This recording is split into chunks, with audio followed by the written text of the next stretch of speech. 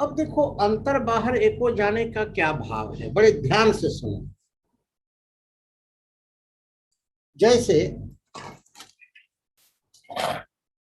उदाहरण के लिए, ये घड़ा है। एक घड़े के अंदर और एक घड़े के बाहर।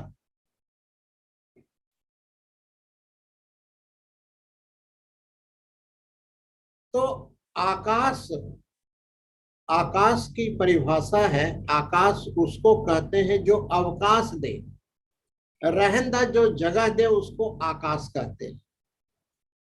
ये जो खाली जगह है चारों तरफ, ईथर, इसको आकाश कहते हैं। तो ये घड़े के अंदर भी आकाश है और घड़े के बाहर भी आकाश है। जो घड़े के अंदर आकाश है और बाहर आकाश है, वो दो आकाश नहीं है, वो एक ही आकाश है। एक घड़ा टूट जाए या घड़ा बन जाए, उससे आकाश में कोई फर्क नहीं होता। इसी तरह से ये शरीर जो है ये घड़ा है। अलग अलग रंग के घड़े हैं,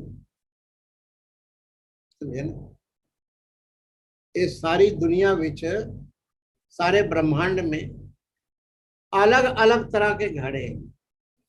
ये 84 लाख जीव जंतु जो है, ये सब घड़े ही हैं। कोई लंबा घड़ा है सांप जैसा, कोई सीधा है।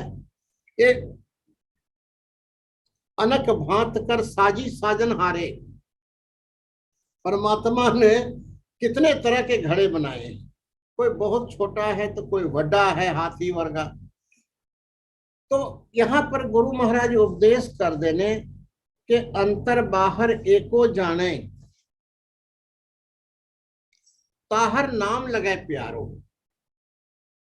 अंतर बाहर एको जाने, जैसे घड़े के अंदर आकाश और घड़े के बाहर आकाश एक है, ऐसे ही इस शरीर के अंदर चेतन आत्मा और बाहर व्यापक परमात्मा, ये दोनों एक है।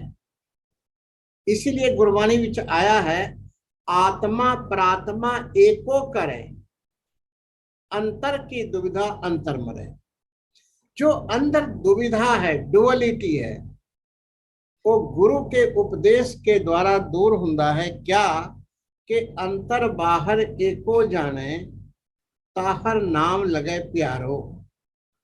हरि का नाम जो वाहिगुरु है, उन्होंने प्यारा लगता है। जिसको ये गुरु के द्वारा बोध हो जाए, ज्ञान हो जाए, समझ आ जाए कि सभय घट राम बोले, रामा बोले, राम बिना को बोले। अब देखो गुरु महाराज आगे, जब त्रैगुण मेट रूप माया तत्व कार्य रूप, ये जो सारा प्रपंच है,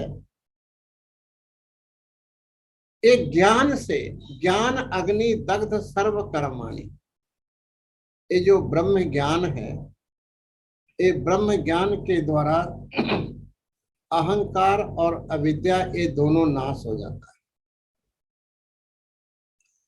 जैसे चना को आप तवे के ऊपर भून दो तो देखने में तो चना लगता है, ठीक उसी तरह, लेकिन उसको जमीन में डालो तो उगता नहीं है वो।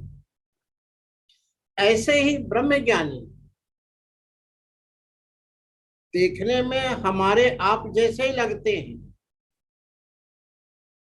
ऐसा नहीं कि ब्रह्म ज्ञान होने पर 4 हाथ हो जाता है, या ब्रह्म हो ज्ञान होने पर मुंह लटकाए के बैठा रहता है।